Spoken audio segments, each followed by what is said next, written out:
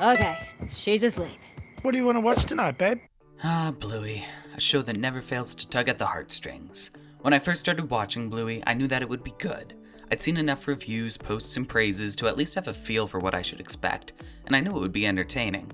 But what I didn't expect was just how great it would be, to the point where I consider it one of the best written shows I've seen, right alongside favorites like Breaking Bad and BoJack Horseman.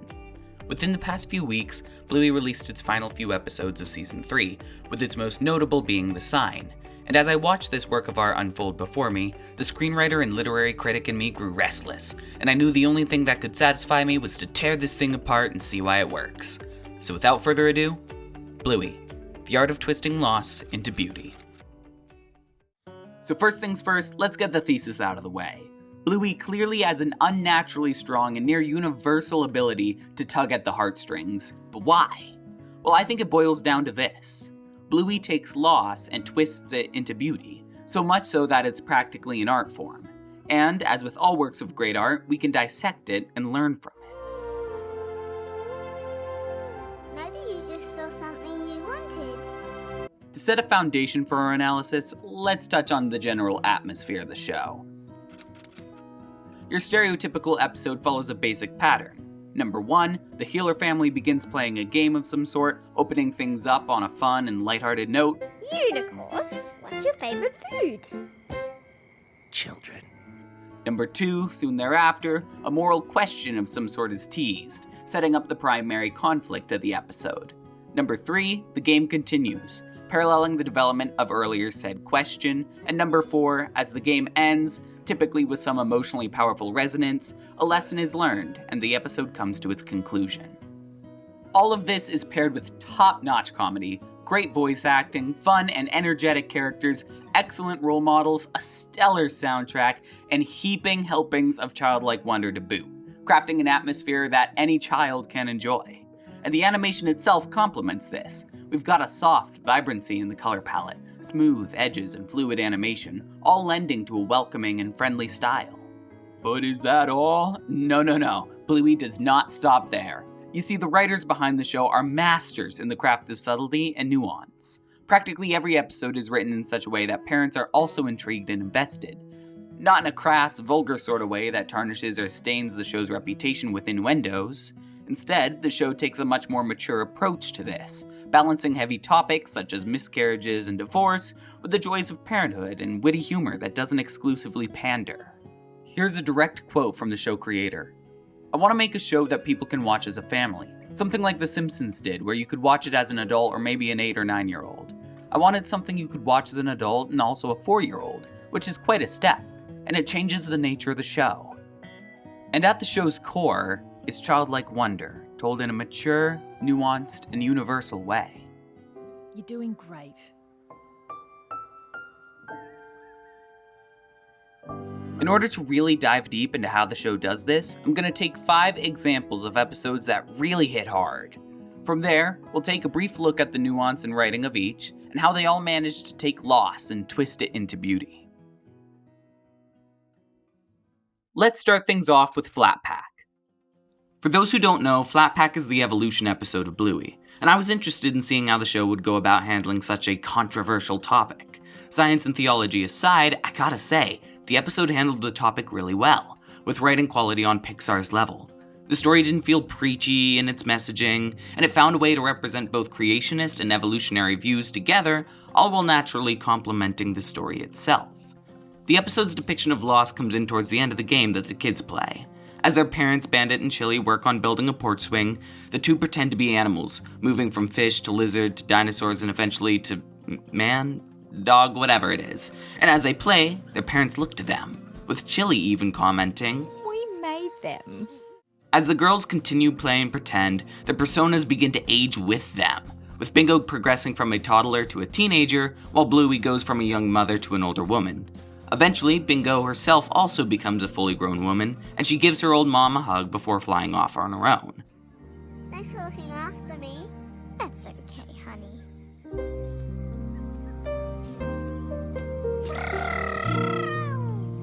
Be safe.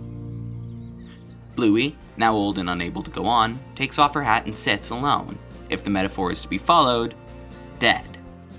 which is brutal, right? And this brings us to the first depiction of loss, the loss of life.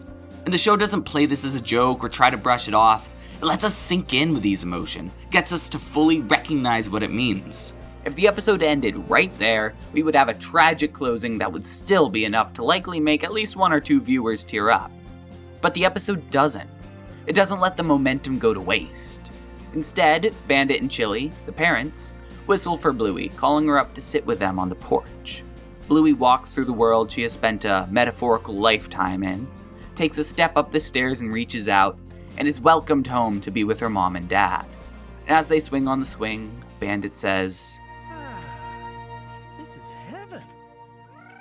and I cannot watch that scene without chills. This moment that is initially presented to us as a loss, and a heavy loss at that, even if it's just a game, is suddenly twisted into becoming a beautiful reunion. Its metaphor hand in hand with it. It's masterful, and its soundtrack accompaniment just makes it hit all the harder, twisting the previous motifs from the episode into an epic orchestral climax and conclusion. Baby chick hatched out of her egg. Ooh. And the first thing she saw was her mummy chicken. Yay! Let's move on to our next example, Sleepytime. For those of you who may not know, Sleepytime is widely regarded as one of the greatest TV episodes of all time. Seriously, it held a perfect 10 out of 10 on IMDb for more than 2 years. Move over, Ozymandias. We got a new kingpin in town. Whereas our previous episode focused on the loss of life, albeit metaphorical, this episode hones in on the loss of childhood, at least elements of it.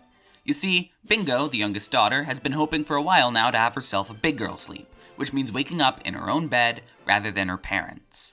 As the episode progresses, Bingo begins to sleepwalk, with her dreams echoing and reflecting reality in creative and exaggerated ways that show the endlessness of space. She visits her dad, steals his blanket and kicks him in the crotch. Nice. Then heads back to her own bed, dropping her stuffed animal Floppy on the way. But in her dream, Floppy leaves her to move on and be with other stuffed animals like her. Bingo gives her stuffed animal one last tight embrace before letting her go, and she smiles. Now alone though, Bingo begins crying in her sleep. And again, this alone is a moment where heartbreak hits, showing this girl crying to herself, alone, cold, sad. But in the midst of this grief, a bright light shines and rushes her forward, and Bingo is immediately swept into her mother's embrace. Chili is the sun to her daughter, bright and warm, more beautiful and endless than you could ever imagine. And as she shines, she tells her daughter, Remember, I'll always be here for you, even if you can't see me. Because I love you. With this comfort, Bingo embraces her mom before eventually making the decision to leave and close out the night with the big girl sleep she intended from the beginning. Her mom reassures her that she will always be there, and as the episode ends, Bingo lays in her own bed, and the sunrise flows into the room. Not only is this episode hilarious and wonderfully written, but the animation, score, and cinematography are all breathtaking, adding an emotional and artistic emphasis to the episode. The loss feels deeper, the cold feels colder, and of course, the warmth and triumph of the ending feel all the more remarkable.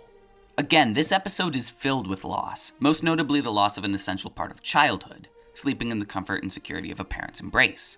This is a terrifying step for a kid to take, and you may even fear that an essential part of the bond with your parent may be lost, in similar vein to the loss that graduates and their parents may feel when moving out of school and into college. However, even in this, the loss is not for nothing, as it's replaced not by loneliness, but by growth and sun, supplemented unconditionally by a mother's love. Even the stuffed animal that's dropped and lost comes back in order to help tuck Bingo in at the end thanks to her mom, a heartwarming detail that twists the loss into joy and reunion. Oh, we'll have to make a house out of sticks. Bonjour. Hi. Camping, our third episode, is another stellar one that brilliantly showcases loss. While out camping with her family, Bluey meets another dog, Jean-Luc, and the two quickly become friends even though they both speak different languages. There's so much more I could talk about with this episode, but narrowing our focus to its ending, Jean-Luc eventually has to leave with his family, and he's unable to say a proper goodbye to his new friend due to the gap in languages. When Bluey goes to find him the next day, he's gone. Seeing how Bluey responds and processes this is emotional and compelling as an audience. She sees the now empty land they had just played in, the vacant lot where their tent had been the night before, and she eventually kneels next to the sprout that they planted together.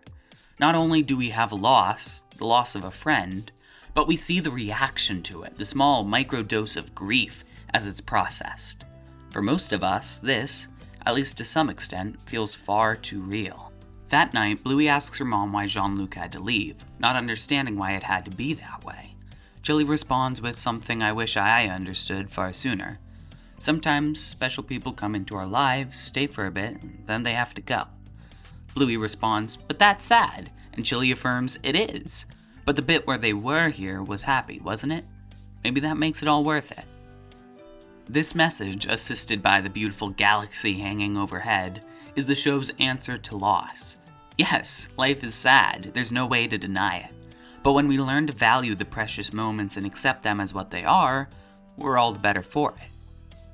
But, because this is Bluey, the episode ends with one final shining moment, and we watch as over a decade the seed that Jean-Luc and Bluey planted grows into a beautiful tree, emphasizing how even small moments of joy in life can grow into something more. And as Bluey returns with her family to the campsite years later, she sits beside the tree with a book, and from the side, we hear Jean-Luc say, "Hello, Bluey," and bring the two back together. Without the episode's initial loss, there wouldn't be that triumphant moment of return.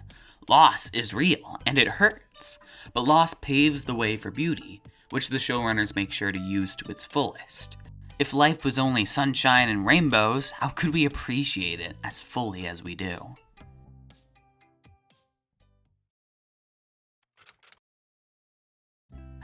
Onesies, the episode that convinced me to watch the show in the first place.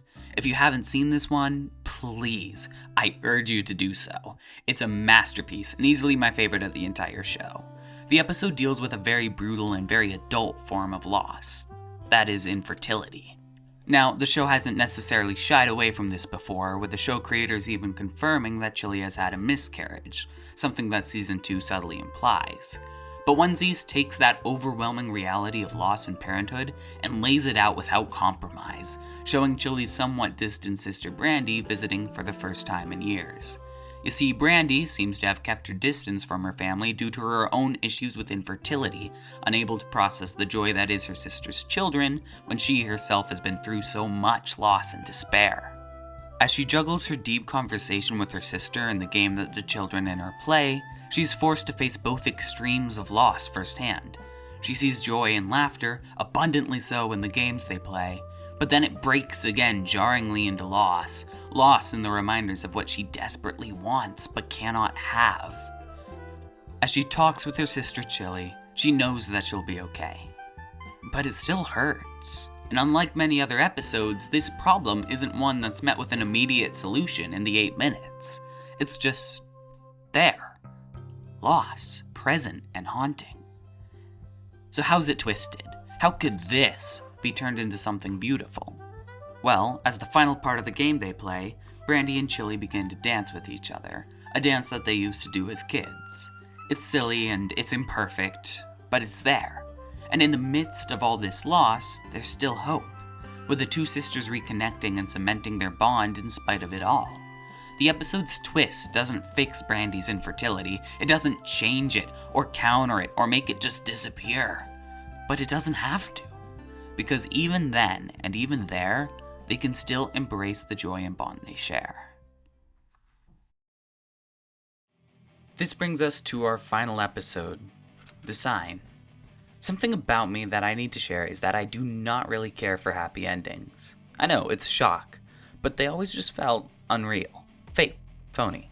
I'm much more appeased by shows and literature like BoJack Horseman or Catcher in the Rye that end in human ambiguity, rather than try to forcibly tie things up in a nice and tidy bow. So when I saw the direction The Sign was heading, I was worried.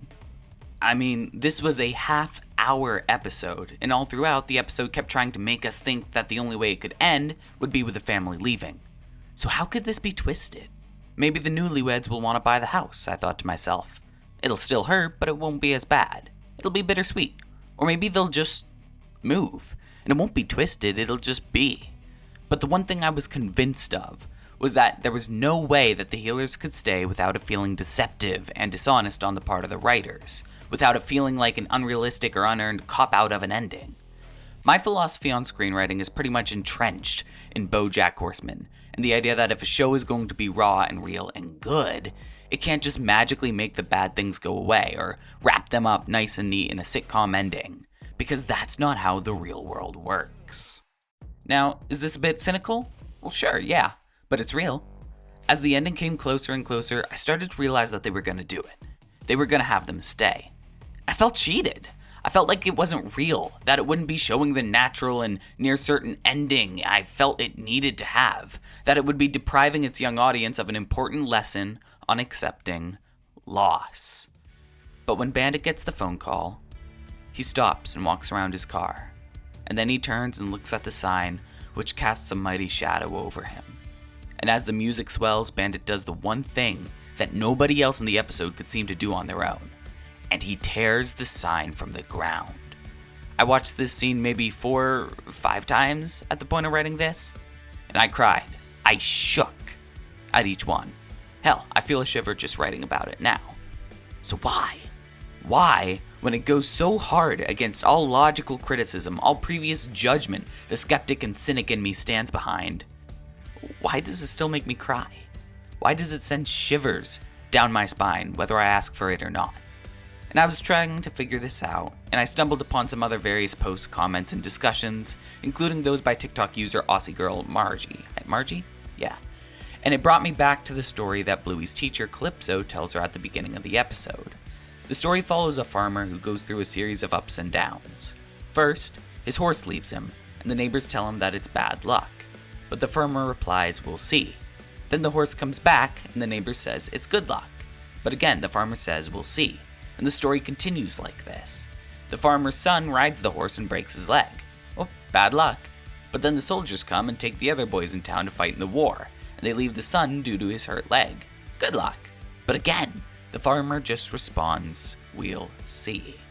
And there, the storybook ends. And I gotta say, that's pretty brilliant. But it's what Calypso tells Bluey just before this story that really hit me on a closer look.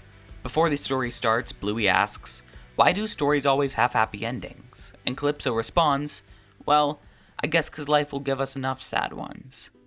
And that is what Bluey is all about. The purpose of Bluey isn't to present every brutal little possibility in life as final, and it doesn't have to be in order to be real. The storybook Calypso reads ends with a boy not being taken off to war. This doesn't mean that the story is denying reality, or that it's blindly trying to be unrealistic and optimistic. Maybe the injury was permanent and he never gets better. Maybe the other soldiers lost the war without him. Who knows? The story goes on, ups and downs and all. In a way, that's incredibly in line with all the other great stories I value, even the brutal ones. Even shows like Breaking Bad and BoJack have their positive moments. They just choose not to end on them. But Bluey? Bluey does. And that's not bad, it's brilliant. Every end presented also comes with a new beginning. The purpose of Bluey is to show the bright moments of life despite the loss. The loss itself isn't what makes it beautiful. If you're looking for a word of the day, consider the word dichotomy, which means a division or contrast between two things that are or are represented as being opposed or entirely different. Dichotomy is just a juxtaposition between two intense and starkly different ideas, a contrast, and it's used in Bluey to evoke sadness. Childhood innocence, wonder, joy, and good intentions are consistently woven into the story's foundation and atmosphere, so when loss presents itself, it hits harder. But dichotomy is also what's used to counter it, bringing an intense, constant sense of joy and love to confront the loss, no matter what. It's a boxer hitting you with a 1-2, dazing you with a quick jab before leveling you with an uppercut, a quick hit of heartache before a powerful burst of triumph. All of this exists without sacrificing the realism that the writers have fought so hard to keep at the show's foundation. It's rewarding because it feels real. Sure, it's a little overly optimistic, and yeah, life tends to have much more downs than ups, but that just makes the ups all the more important, and all the more special and rewarding. The show doesn't pander. It doesn't mistake optimism with inauthentic fantasy. It's just human. The parts of Bluey that make us cry might start in moments of tragedy, but they make us sob because of how they twist these moments into beauty. Thanks for watching, guys. If you enjoyed the video, be sure to like and subscribe and share with your friends. I'd like to continue making videos on this channel, more critical analyses and stuff, but I likely won't be doing them just on Bluey. I'd like to do more mature shows as well. Obviously Breaking Bad, BoJack Horseman, stuff like that, but movies like Pulp Fiction as well. So if you're interested in seeing more, go ahead and click the like and subscribe button, and I'll see you next time.